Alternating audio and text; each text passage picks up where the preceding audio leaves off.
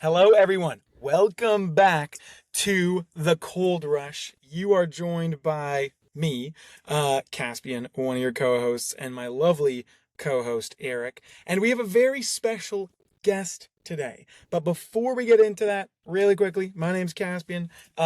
Here on the Cold Rush, we talk about all things related to cold prospecting. I'm a former SDR, former SE, current AE. And before we get into today's topic, Eric, why don't you briefly introduce yourself for those that haven't gotten a chance to meet you? And then we'll kick things over to our very special guest, Giano. Yeah, I'll keep it short and sweet because we're super excited to hear from Giano. Eric Wiegand started 10 years in sales, SDR all the way up, and now founder of a platform SaaS company that helps you get leads, as well as Anthro Test Labs, which is a go-to-market engineering services company. So, Giano, why don't you tell everybody what you're about? Yeah, hi everyone. I was also a former seller. I was in sales as an SDR slash AE for 5 years, writing content around the same time you started Caspian, Yep. and then hopped over to Nooks as their first marketer. So I've been writing content about cold calling and what SDRs are doing, best practices, and also hosting a cold calling show for the last 3 years. And I'm excited to share what they're doing out there. Yeah. No, I think that's a good place to kick things off. Today, we are talking to probably the best person to speak to today's topic, cold calling about. And I know we've done an episode around cold calling before. Today, we want to get into what do the best cold callers do differently, right? Giano has a really unique perspective, not only being a former seller himself, having been on the phones, but also now working for one of the premier kind of cold calling, like parallel dialer companies. He's gotten a chance to see what works for him. He's gotten a chance to see what works for others. So really excited to kind of dive into all things cold calling related today. And just appreciate that you're with us, Gianna. Yeah, absolutely excited to be here. Yeah, Yeah. so I think to kind of kick things off here, we're hearing all the time, cold calling's dead, and this is just like not a relevant avenue in the 2026 architecture of like an outbound system. And so, like, I'm curious to hear from your perspective. I guess what you think. I would guess working for Nooks, you're saying that's total BS, but love to know like why does it still work? I've been hearing that since way before I was at Nooks. They've been saying that since 2019 and probably before that. That's just when I started paying attention and reading this content. But let me tell you, I when I started, we didn't even have SEPs yet. I was just calling out of my CRM. Yep. My first job, actually, I had to manually dial with my finger. Um, and it's just getting better and better and more efficient with data improvement. And now with parallel dialing, you can call in bulk your whole list, automate it, so you don't have to sit there listening to dial tones at all. Um, so it's never died, and it's actually the most efficient channel. Yeah, I would totally agree. I mean, I feel like it's with one of those things, especially as I would like tell my SDR teams, it's like if you want quick wins, right? Like a email nurture campaign is going to take a while, or like LinkedIn, you got to kind of like boil it up. You got to, put some soft selling in there of like, hey, do you want to, would you be interested in an article, or like here's a little bit of information, but getting that feedback instantaneously, being able to, talk to someone and understand real time what's going on and get like a yes or no. I mean, I think it's just like we're learning more and more like we can automate everything else. But as a lot of these companies are showing that there are these like, robot SDRs, when it comes to calling, it's just like it's still not there. And so I think that this is still the most powerful channel that any SDR, any AE that's prospecting can spend their time in. Yeah, we put out a guide with 30 Minutes to President's Club actually on this, and really the best sellers and the best cold callers are winning before the cold calling block. Hmm. So it's all about your prep. It's all about having good data, knowing who you're calling, knowing your list, having a solid list of 100 to 200 or whatever the number is, and then that way when you hit the phones, You're already familiar with the companies. You're already familiar with who you're talking to, and you can just convert and convert. And that's who's winning on the phones right now. And Nooks and a lot of other tools help do that. Yeah. I'm curious, and like before we get into some of the tactics, um, when you hear like cold calling is dead, and I know you've been hearing that for a while, it sounds like Giano, do you think that that's because people just aren't doing enough of it to see success? Or do you think people are maybe trying, like, getting one or two people on the phones, getting, rejected, and then they're saying, hey, this doesn't work? Or is it that they aren't doing what they need to be successful? What I mean is, like, some people I think are probably maybe just not doing it enough, and other people maybe are doing it but not approaching it the right way. Like, what do you think? Why do people say cold calling is dead if clearly it's alive and well? I think it's interesting if you just read LinkedIn content, which so many people do. Mm. It's like the people that are doing good on the phones just aren't posting on LinkedIn. Yep. Hmm. And the only people that are posting on LinkedIn are the people that are like crushing it and have like all the resources and Yeah. then want to brag, or the people that like are doing horribly and then want to feel better about themselves. So they post about how it's dead, and like they're not the problem. They're just saying the thing doesn't work.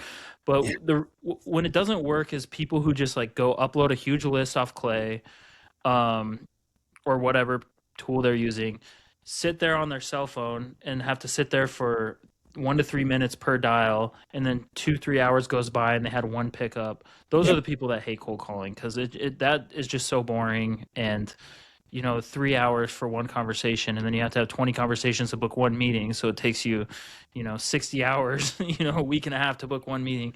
That's where it doesn't work. But if you have the right tools, if you have the right resources, and you have the right leads, you're gonna crush it on the phones. And I think one of the perfect things that you put in there is like, if you're waiting for that, it's not just like you have to wait for every call. It's like you're not ready when that call actually connects because it's so infrequent. So it's either like your skill level isn't high enough to do that, or it's just like, surprise, I didn't even expect this. You're thrown off guard. You haven't prepared, and then you're kind of sunk. Actually, the first, I guess one of the first episodes that we did, like the first or second, we did cold calling, and my dad listened to the episode, and he's a big fly fisherman, and he was like, it's kind of like fly fishing, where you're like sitting there, you're tossing your line in the water, and you just get complacent, and you're sitting there and you're sitting there because it takes so long that you know, when that fish takes it, you really have to be ready to pull that line in. And if you're not ready to pull that line in, if you're not ready to pitch, you've lost the fish, you've lost the prospect, right? And so I think that exactly as to what you're saying, Giano, is like, if you're not having that frequency, you're going to get complacent and you're going to drop the ball. Yeah, and it's also confidence plays so much a part of that. When you've really researched your leads, you've messaged a lot of them on LinkedIn and looked at their profiles, you've emailed a lot of them. I know you can automate everything now, but I still think the best SDRs are taking time to write one-off emails. Um, when you've done that, when that person answers the phone, you know what you're about to say and you're ready to talk to them. And at the end of the day, these are humans. Like, they're not just dollar signs that you Yeah. convert. They're human beings, and you're a human being. And when you know what you're talking about, that's when the magic happens. Yeah. No, and I think it's interesting you mentioned that. And like, I'm curious, like, from a tactical perspective, you've spoken about research, you've spoken about, the importance of being prepared when that phone gets picked up. What did you do when you were on the phones, Jenna, or what are you seeing the best people do, like, earlier on in the call? Call it like the first 30 seconds. I feel like, to your point, like reading on LinkedIn, it seems like there's phases where people say, hey, permission-based openers are really good. Other people are saying, hey, doesn't really matter the opener as long as it's all about like strong research. Just curious from your perspective, like, what have you seen either for yourself or for others be important when you get that person on the phone? Is it the opener style? Is it the research? Is it some combination? I'm just curious your thoughts. Well, I'll tell you, we used to do monthly cold call battles. Yeah. We stopped doing them recently. But we used to do them monthly for about 2 years, and you hosted one of them. Zoe Hartsfield hosted them. A lot of people have hosted them over the years, and I think on yours, somebody booked 3 meetings Yeah. in 1 hour, and it was like 20 meetings across all the SDRs in that hour. On the one Zoe hosted, somebody booked 6. Damn. We had 3 where someone booked 5 or more. One rep booked 5 or more in that hour. And I'll tell you, there's so much content about how to open your cold calls. I really don't think it matters. Yeah. It's really about how you sound. It's the confidence. It's the tone.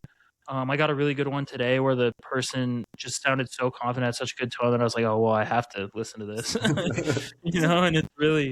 that's really what it comes down to, and just doing whatever works best for you. And then secondary to that is knowing what you're talking about. If you already know the pain points, if you already know why you're calling, if you already know why you can help them, that's how meetings get booked. No, that's super interesting. And yeah, I feel like I always thought my strong suit was kind of building rapport on the phones. And I realize I do kind of use that as a crutch at times, like building rapport, being really, having my calls well researched. That is what I typically lean on, because I would say I'm a fine objection handler, but there are people that are better at objection handling, and so they don't do as much upfront prep. Like I had one of my best friends at Gong, shout out to Zach Otto. I don't actually know if, hopefully he listens. I'll send this to him if not. Like he didn't do as much prep because he was just someone you could not get off the phone. He was like God's gift to objection handling. So it's also interesting to your point to like see how different people, lean into strengths. But yeah, I think that like good research and showing up naturally and like treating your prospects like people, so incredibly important. For sure. But I guarantee you that person knows everything about their space. I Yeah. guarantee you they can name all the competitors, the differentiators, who their customers are, and how they compare to like the person they're talking to as their company. Like once you become an expert in your space, you can do that. But that's Yeah. not something that happens overnight, and that's a part of the research piece too. That's a totally fair assessment because I feel like, especially like getting people up to speed, like a lot of our teams, it would be like, let's learn what the sound bites are, right? And like you want to know that from, I think, a couple of different perspectives. It's like, let's know the sound bites that the best sellers use. Let's use the references that get people's attention and still has relevance to like whoever you're talking to on the phone. And then one of the things that I always thought was super helpful is like, don't just listen to sellers calls, but listen to your like CS teams calls, because that is where you're going to get an actual current customer, and they're going to be like, this thing that I bought it for, it's actually like, I don't use it at all. I don't care about this. However, like I dug into this aspect and I really like this for this specific use case. And you can hear it kind of from the horse's mouth. And I know like different companies I would work for, we would bring in like a customer or somebody who's like an ICP evaluator to just like bombard them with questions. And that was often like the most telling information that I would get, because then that allows you to learn your product in the way that people are using it and also understand the space to say like, these are the 3 criteria that people actually care about in this position. Like, how can I put my tool in such a way that says we can help you with this, this, and this, right? Yeah. It really comes down to like if you can say something valuable that they haven't really thought of or heard of before, that's really the most important piece. That'll we talked about a lot of most important pieces, the tonality and everything, but Yeah. yes, knowing your space, knowing why you're calling, and having some value to add is way more important than any kind of opener, any kind of like making conversation. I had someone call me the other day and like spend the first 45 seconds of the call talking about the weather. And I was just like, I cannot wait to hang up on you. So yeah, that's really, it's all of that. The value comes down to value. Yeah. No, and it's funny you mentioned the weather. I did speak about, not on a cold call, but on like a sales call today. I spoke with a prospect about the weather only because it has been crazy in the Bay. It's been like super rainy. So I called out. I was self-aware. I was like, hey, I know it's kind of lame to start a call talking about the weather, but it has been crazy here. What is it like in LA? So I don't normally do that, but I mean, if you have a scheduled call, it's different. You can yeah. build rapport, but when you're calling someone out of the blue, it's kind of like, just get to it. Just get to why you're calling and how you can help them, and sound confident and know what you're talking about. So Yeah. it sounds like tactically for you then, right? It's about like tone, it's about preparation. Are there any other like I guess like pieces or parts of a call that you think are super important or like, a quick checklist that an SDR out there who's going to be calling says like if I cross this, this, and this and I get it in my own voice, like this is what's going to make me successful. Yeah, one thing that's interesting, and I wrote an article about this a few weeks ago, and Caspian, you probably saw this live, is on all of our call blitz and all of our competitions, a bulk of the meetings are booked in the last 15 minutes. Hmm. It's like, you have your first meetings booked in the first 15 minutes, then like second and thirds, like in the middle, and then all of a sudden in the last 15 minutes, everyone books multiple meetings. Like 50% of the meetings are booked in the last 25% of the call block. And I think why that's so important to talk about is you really do have more control than you think about the outcome. Like when you really are motivated and you have an incentive, suddenly you can convert more. Um, so I think that's a good note for managers to take about how they lead their teams, and also just for individual sellers. Like you have really do have more control than you think of what happens on that call. Hmm. I'm curious to that end because I feel like the in terms of like having more control than you think, something that changed the game for me when I was an SDR is like sometimes if I booked a meeting first thing in the morning, I'm not gonna lie, and I can say this because I'm no longer an SDR, but if I booked a meeting first thing in the morning, especially on the phones, I was kind of like, hey, my work for the day is done. Like, I'm good, right? Even if I was in a good headspace, I was like, you know what? I'm done. Like, I'm gonna kind of kick it and relax. Um, the what I realized is like when you get that dose of adrenaline from like booking a meeting, that's the sometimes the most important time to keep dialing, right? Because like you have that confidence, and then to your point, Giano, it's like you get the second, and after you get like I booked two meetings on the phone, um, even in my old age as an AE, maybe like 2 weeks ago, and I just like, damn, you feel unstoppable. You're kind of like, I want to get someone on the phone, like someone like basically like challenge me, like I can handle anything. But also sometimes you get in the opposite zone where like you get a pickup, you get dunked on, you get a pickup, you get dunked on. Um, what do you recommend to people in terms of like staying in control of the outcome that maybe get dunked on like once or twice and they're kind of like, shit, should I keep dialing? Should I take a break and come back to this? Just curious from like that mindset and you know, controlling the outcome. What do you recommend to people that maybe are in a little bit of a rut?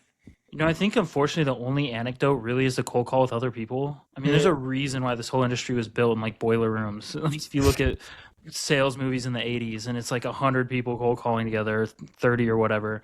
Um, and then our call blitzes display that perfectly. And I think that's the only way when you're just sitting there by yourself getting dunked on, you just like it turns into apathy. And when you are with 20 other people all getting dunked on and then someone bangs that gong, all of a sudden it's like, let's go. And yeah. this goes back to having more control than you think. So you either, if you're remote, you got to find some cold calling buddies. Mm, If you have Nooks, we have a cold call room you can use. If mm, you're in the office, like don't go sit in a room by yourself, grab two people, or hopefully, you have a good manager that gets you all cold calling live in the office and that's accepted. But I know every office is kind of like rebuilding their culture right now. So it depends. But yeah, doing it with people, doing it with people, doing it with people. I love that. And yeah, I will say I remember being a fully remote SDR and like shout out to Nooks. It made it way more bearable to be able to like call with people. To your point, like you get to listen to people's wins. You also get to kind of like laugh about getting dunked on together, right? And yeah, it is that communal aspect is so important, right? Because like I know the age old adage like misery loves company, but it really does make it way more bearable when like you're all together versus if it's just you in like a you know, if it's just you in a windowless room banging out calls, yeah, it can get pretty bleak pretty fast. So having people alongside you is like so important. So I love that you Well, called. if you have a good cold calling culture, it's not even misery. My first job was like literally like a boiler room in 2018, and Hmm. we made 50 to 100 dials manually a day, and everyone's doing it. It's like 30 to 40 people, and I don't know. You don't even really think about it. Like Yeah. it's annoying when you get rejected, obviously, but the pain of getting rejected when you're doing it with 40 other people versus when you're by yourself, like when I had to do it during COVID, it's a whole, you don't even really think about it when you're around 40 people. You just move on to the next one. So that's so important. I think it's also like you can pick up all the insights, right? Like just as much as like you could be getting swatted left, right, and center, like you're also picking up on like, okay, he just hit that gong. I just heard what she said before she got that call. Like this is something that resonated. Like let me immediately take that feedback in and try that on my next call. Where it's like if you're doing it alone, you're basically just in a vacuum being like, okay, that didn't work. Let me go in a different way. And people can tell you what worked or what didn't work, or you can listen to calls, but like when you have that immediate feedback and you're able to just like ingest that and on your very next call spit that out and see if it works, like that's why I think trade shows, like going to like on the floor just like talking to people, that's honestly like the best way I thought of like getting people used to cold calls, because you essentially have like unlimited inbound folks coming to your booth and just like try your pitch, try something else, try a different sound bite. And the same thing can happen when you actually have connection rates on those cold calls to digest it and understand and move forward. If you're not getting that frequency, like you don't get the practice, you don't get the feedback, like the whole thing just kind of crumbles. So it's like if you can not only get a bunch of calls yourself, but then surround yourself with a bunch of people having a bunch of calls, like that's how you, I think, just like strap a jetpack onto your entire team and push that forward. Yeah, totally. And it's like when you see someone else book a meeting, you know it's possible. If Yep. you know everyone else books like 1 to 2 a day, you're like, okay, I can do this today. Everyone else is doing it, and yeah, just it affects everything. Yeah.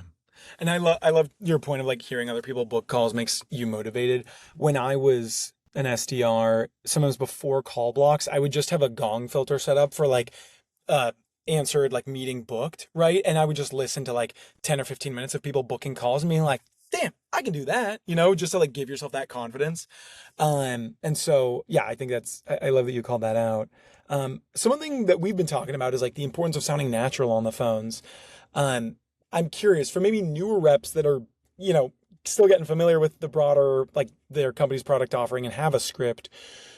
Do you feel like that natural sound comes with reps? Does it come with like, just getting a chance to read through that script more? Or if you were to do it again, if you were like back day one on the phones, what advice would you give to yourself to get to like that natural sound that everyone aspires to? My first time on the phones, I actually haven't thought about this in a long time. You just reminded me. I was literally so terrified, Hmm. and like my hands were shaking, and people were like listening to me, and I overanalyzed like every second, like what should I have said differently there. And at the end of the day, it really is just reps. You just have to get comfortable getting rejected, and it takes a few days, like maybe even a full week or 2 weeks. But once you do that, it's just all those other things we talked about, like research, knowing your space, and confidence. Um, and then you just got to keep going. Yeah. And just a one follow-up question there. Bringing you back to like initial time on the phones. Do you remember the first meeting you booked on the phones? Totally fine if not, just curious. I actually don't. Well, actually, I do because everyone. I remember when I booked my first meeting, and I remember like my team hitting the gong and everyone cheering, but I could not tell you who it was or like who the person was or anything. Yeah. But I remember the first time I booked a meeting and everyone like cheered and it was like ah. And I was lucky to be in an office in person doing it, so not everyone gets that experience. But yeah, that's probably having a team that did that is probably why I'm still doing this for my career 7 years later. I love that. That's the only thing I remember is I remember booking the meeting and then I remember hanging up and realizing that I didn't have the person's phone, email address. So I didn't have an invite to send to. So then I had to call him back and be like, yo, what's your email? And he didn't pick up. And yeah, I wound up getting him back on the phone, but I remember being excited and then immediately being a little worried because I didn't actually have his email. Yeah, everything feels like the end of the world. Like sub 10 meetings, every detail of every meeting seems like the end of the world. Like, oh, I forgot to do this. I forgot to say this. I forgot to. And then once you've done like hundreds of them, it's kind of like, all right, like it's fine. I'll call them or I'll email them or we'll figure it out, you know? The other question asked too would be because like I don't remember my first booking, but I remember the first time somebody just like eviscerated me on the phone. Not just like a no, but like I still remember the guy's name, and I won't call him out in case he's listening. But I remember being like, hey Frank, and he's like, we'll change the names, but he's like, that's Mr. fucking Fox to you. And I was like, well, this is a smooth start. Yeah. That's brutal. Yeah, I was calling for the construction industry when I started. My first job was called this company. It was this company called Aerotech, and we were calling construction companies trying to sell them staffing. And yeah, I called some rough characters. I got some brutal voicemails and just like people that would cuss me out and say things. I'll keep this podcast family friendly, but I got a lot of non-family friendly conversations in that career in that Yeah. job. Those are always the But best to like, if you have them recorded, to like drop in, this is again probably before a lot of this, but drop into the Slack channel. We always had our like, uh-ohs in the Slack yeah, channel. That's like, this guy wasn't happy. I think if there's any new reps listening though, the thing you need to know is these people will not remember you past tomorrow. Yeah. Yeah. Like they're reacting in that moment. You could walk by them the next day and they won't even remember you. They won't even remember the call. They don't even think you're a real person. So just don't take it personally. Don't even let it affect you. Just on to the next. Yeah. Yeah. I think that goes like kind of both ways too. I know Caspian, you posted on LinkedIn where it's like, they go and they request a bunch of white papers and they keep requesting demos and everything like that. And then you call them and they're like, why are you calling me? And so I think it goes both ways. And it's that mentality that you have to keep of like your highs and your lows. Like you want to stay consistently in the middle where you're like, don't celebrate too much, don't feel too sorry, like just stay in the middle because as much as there's somebody that's cursing you out, there's going to be somebody who really wanted your product yesterday. And when you called them because, it was after hours or whatever the next day, they're like, I have no idea what you're talking about. So like it really like it flows in between and just, you have to kind of like mentally deal with that.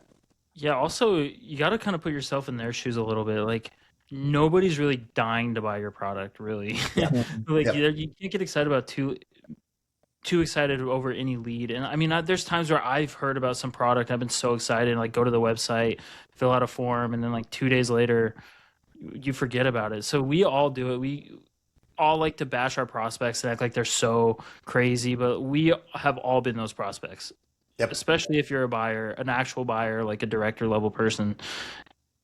You have been that person a million times to some seller for sure.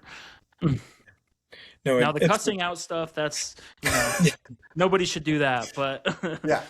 but we've all been flaky prospects, is what I'm saying. Yeah. Yeah, and I feel like sometimes I just want to like give people the benefit of the doubt and be like, okay, they must be having a tougher day than me. Like there must be. It's kind of like if someone like gets really angry at you in traffic or something, or you know what I mean. It's like okay, you must. It's like something.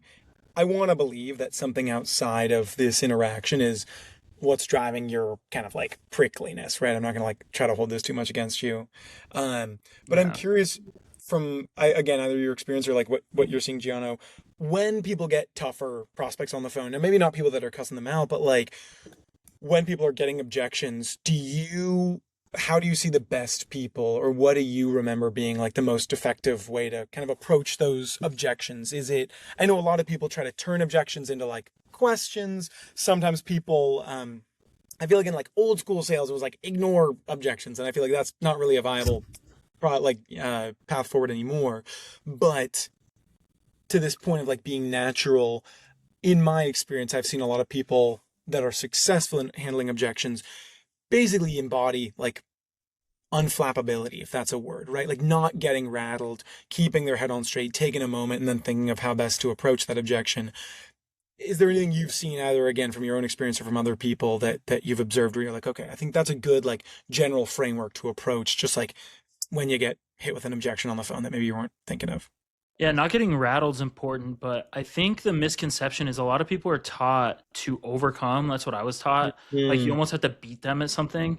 Yep. And I don't think that's a good mentality at all. The best sellers I've heard on our competitions and from when I was selling, it's like you ask them a question back, you try to understand where the objection's coming from, and then you address it professionally.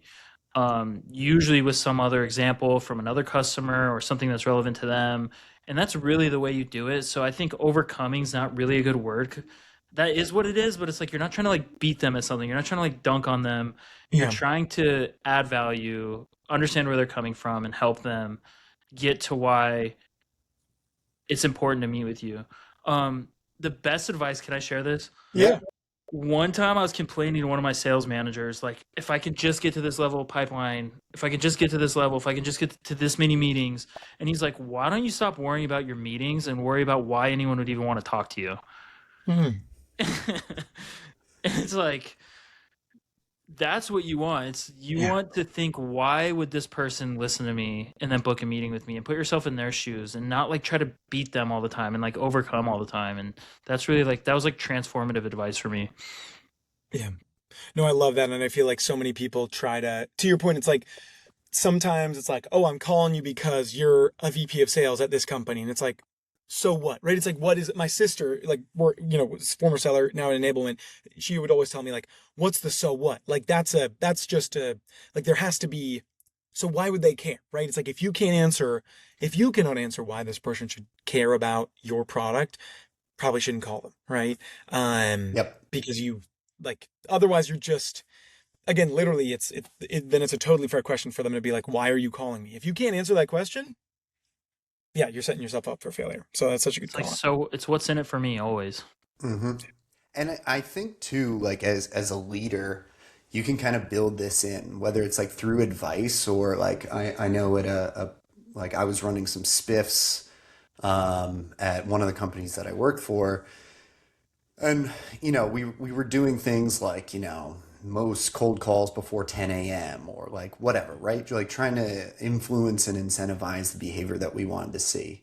And I think one of the most successful ones that we ran was like, um, it was like if you addressed three or more objections and still got hung up on, right? So like Mm. if you're influencing that behavior of like, okay, like, you're addressing it, you're staying on them, you're not giving up, and past three, like whatever, but who had that many?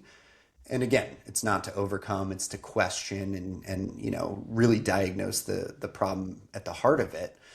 But influencing that behavior for your team and putting that in an incentive structure, I think is a great way to just like build that as a habit. It doesn't have to be like all the time, but you run like a monthly spiff or something like that where everybody's like really driving towards it, and then all of a sudden it becomes habitual and they don't even think about it, right? Those are like really great ways to ingrain that in a team that otherwise might just be kind of like rolling over and dying.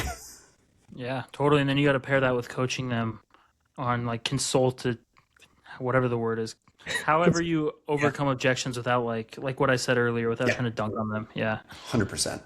100%. Yeah. So I'd love to hear, we always do on this podcast the sales that don't scale. We've kind of talked about all the best practices and things that you should be doing as a rep, as a leader. But I'd love to know either something that you've done or something that you've heard in some of these like cold call blitzes that was funny. Maybe it worked, it was creative, but maybe it's not something that should be done or something that's like definitely not scalable. I'm going to do a hot take on a different channel. I think it's time we bring back one-off emails. Mm. When Cassian, when me and you were like coming up in the sales, like in the content world in like 2022-ish, there was a lavender that Yep. like blew up, and all these SDRs were writing one-off emails and screenshotting their success. And like AI like killed that. Everyone just started pumping out AI emails, and now everyone says email's dead.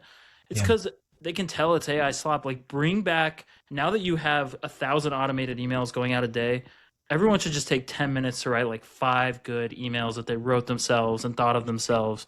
And if you can just do that for 30 minutes a day, I think it'll compound, and people will remember you on the calls. You'll start getting responses. And I think that culture needs to come back, because I haven't anywhere seen that in like a couple of years. Yeah, Yeah. totally And agree. that doesn't scale. Like sitting there and writing your own email, making up something creative and Yep. interesting does not scale. But I think I think it needs to make a comeback. I think it'll make you different than everyone else, and I think people will remember it. Yeah, totally agree. Yeah, and I remember getting like responses when I was an SDR. I remember one in particular where I wrote it's like a swimming analogy to the sales leader, and he wrote back. He was like, "This is the best email I've ever gotten." Like, I don't now, to be clear, it wasn't. It was like a template, but at the time, now again, it was still like it was still like cheeky, and I thought it was clever and all that stuff. And I don't know. I'm sure this is still happening today, but like I can't remember the last time I got complimented on an email I wrote, right? Because I just think, especially with like AI, like people just tune that stuff out. Email as a channel, I think, is like both underutilized, but also underutilized well, and but overutilized overall. Do you know what I mean? And so there's just like so much noise. I think that's the thing, right? And so yeah, that's interesting. That's why I really think if you write it yourself, like don't use AI, don't look up like email template examples. Literally Yeah. just be like, I'm gonna write this guy an email. What should I say? And just sit there and write it. And I really think they'll notice. I mean, like, oh, an email from a real person. I really think they will, and not all of them will, because a lot of people have a million emails, but somebody will, and it'll make a huge difference. Yeah, I mean, and that's the key, right? Is because like even with a lot of this, there's like deliverability issues. There's like AI spam filters, right? And so like even getting through just having something, it could be like grammatically incorrect or like have a spelling error. And that honestly, like people are opening those more because they realize like it's not just some AI BS that's just getting pushed out everywhere. And I think like it's like less so for calls, obviously, because like there are robocallers, but the difference is so obvious. But with all this written communication and like the limitations on the channels of like, okay, you can send an email, you can basically send a LinkedIn message, like, where else are you going? Right? It's like, I mean, there's other things you could hit them on X or something like that, but it's not real. So I totally agree. You know what? If you're an SDR and you really want it and you really want to be gangster, you'll send a few out from your personal email. Whoa. I like I like it. I like it. Yeah, yeah, because those will get delivered. Those won't hit the secondary inbox, and that's I think I think we're missing a whole world of sales development there. I like that. And I think that's honestly that's probably as good a segue as ever to talk a little bit about hot takes, right? Like I feel like that was honestly a mini hot take, but I think typically the only rule that we have for our hot takes on this show is not sales related. So talk to us. What is something maybe you think should go away, should come back? What do you want people to disagree with you on? Or what do you think if you say most people will disagree with you on it? Non-sales related. Non-sales related. It can Yep. be anything non-sales related. Listen, guys, it's time someone said it. I think waffles are overrated. I think they suck. Damn. Waffles, so in favor of what? Pancakes, French Pancakes, toast? yeah. Whoa, French toast is elite. French toast is elite, but you don't usually get that option at the diner. It's usually waffles or pancakes. Um, Pancakes always. If you do waffles, I don't know what you're doing. They have holes in them. But it's that Pancakes are literally like crispy, breakfast crunchy, cake. man. I will say I don't like them. I don't trust them. I have Fair beef enough. with you on the I have beef on the French toast point, and this is so weird, but like I've actually been as a kid, my favorite like breakfast dessert, if you will, was French toast. I loved it, but I have been on the hunt literally for the past like 2 years to find good French toast. I have gone far and wide. I cannot for the life of me find good French toast. So that is, I will, to be clear, I agree with you on pancakes being better than waffles, but French toast, I would have agreed with you as a kid, but I can't, not that I can't stand it now, but it's just mid. It's just, I've not found good French toast, and I don't know what I'm doing wrong. What did they do to our French toast? Exactly, exactly. It's, It's all overseas now, man. I Yeah, don't I know used to what's make my happening. own. That's a life hack. You can just beat some eggs, throw a piece of bread in it, fry it up. That's some good homemade French toast right there. Fair. I think Caspian, you got to get down to like the it's got to be the type of bread because there's like nothing else Fair. that goes to it, right? Like I mean, I feel like a nice brioche or like what's the one like challah bread, right? Well, they have like French toast bread, I think, like at Safeway and stuff like that. That's where I'm like, I don't That's know. your problem. That's your I problem. think I gotta clearly. I need to maybe I need to go elsewhere for French toast. Dude, what Um, happened to diners, by the way? Village Inn's like out of business. fair, There's this one fair. called Mel's that I live by that caught on fire, and I can't even go there anymore. That's Something's going cool. on with our diners. They got to bring diners back. Yeah, there's a good one in. I'm not sponsored by them, but I should reach out. Buttercup in the East Bay. Buttercup in Walnut Creek. Sponsor me. It's a diner. It's fire. I love it. Highly recommend if you're in the Bay Area to check out. Sponsor me too. Yeah, uh, So it's Caspian, on. what do you got for us? What's your hot take this week? So my hot take is very it's very timely for me because my girlfriend and I have been talking about this. My girlfriend, big fan of real plants. I am a big fan of fake plants, and I gotta be honest, I think fake plants are infinitely better than real plants. They look better. You don't have to water them, and that's it. They look better. You don't have to water them, and they stay good forever. And they're so much less messy. They're less heavy. Um, I don't know why someone would have a real plant. Indoors, I should say. Indoors, I do not know why someone would have a real plant. I do not understand it. Prove me wrong, right? See, Like I just, yeah. I disagree with the looks wise. I feel like you can usually tell, and you're like, and it always has that like, I don't know. Everybody like they put in that like weird, I don't know what it is, like grass or like dried like whatever on top of it to hide the fact that it's just like sitting in a plastic base, and you're just like, It's because it looks too good. It looks too good, is what you're saying. It's too perfect. It looks elite. what And I so, will say though is like we have in our place at this point for my wife probably 60 indoor plants, right? And damn. so like anytime she leaves, like they're guaranteed dead because I remember the day before she comes back that like I was supposed to water these plants. And keep in mind, Yep. like if it takes you 1 minute Yep. to That's an water a hour. plant, and some of these are hanging on the ceiling, like it's a friggin' forest. Yep. If it takes you 1 minute and there's that many plants, like I'm Yeah. just not doing it. So like I'm sitting in the middle where I'm saying like live plants are better, but there's a limitation on how many can be there. And it's like four. I'm not buying it. Again, you're proving my point. You don't have to water them. They're infinitely better. We'll just see But how many you have in your place then. fair. But what about you, Eric? What are you saying for your hot take of the week? All right, so mine's I guess plant related. So We have you did not guys we did not coordinate this, by the way. It was this yeah, is well, just because it's kind of like plant adjacent, and you'll see why. okay. Have you guys ever watched Captain Planet, like as a kid? I know of it. I never watched it in Okay. particular, but I know of it. Well, I was having a discussion with somebody, and there's the Planeteers, and it's Mm. like, they're like they have the rings, and it's like earth, wind, water, fire, and then there's this like dude who's love, right? And you're like, who would ever be love? I would be love. And I'm going to Okay. tell you why, all right? Okay. I don't care about just like flinging fire everywhere. Yeah. That guy had the ability to do telepathy and to do what was it, like influence. Okay. Everybody always made fun of me. I was like, I'm obviously going to be love. That's the better power. I don't want to move rocks, blow stuff. Like, get the fuck out of here. It's That's definitely very the best adorable. one. Yeah, that's probably like the most powerful by far. If you can, I would much rather, yeah, if you could like do, what is it, telekinesis? Like, if you can influence people, basically be like Professor X, that's way better than being like, yeah, manipulating rocks. Right. How often in your daily life did you need to like create fire?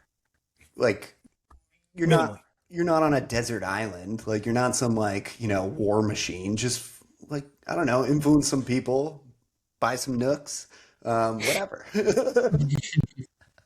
Yeah, everyone buy Nooks. Yeah.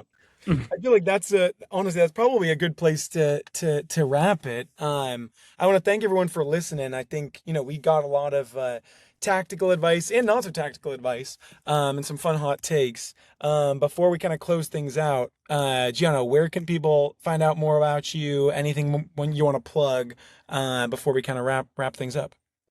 And I've been posting a lot of content about switching from sales to marketing. I've been published by Demand Collective today, actually. So just follow me on LinkedIn. Everything I do is on LinkedIn, and would love to hear from people who have questions or just interested in, the SDR career path. Awesome. That's fun. Giano, we really appreciate having you on. It was an absolute pleasure, and hope to have you on again. Everybody who's listening, definitely follow, subscribe, whatever, and tell us what you like, what you didn't like, what you disagree. Reach out to us, and we'd love to hear from you. Thank you, guys. Thank you for having me. Thanks so much. I'll Thanks see so you later. much.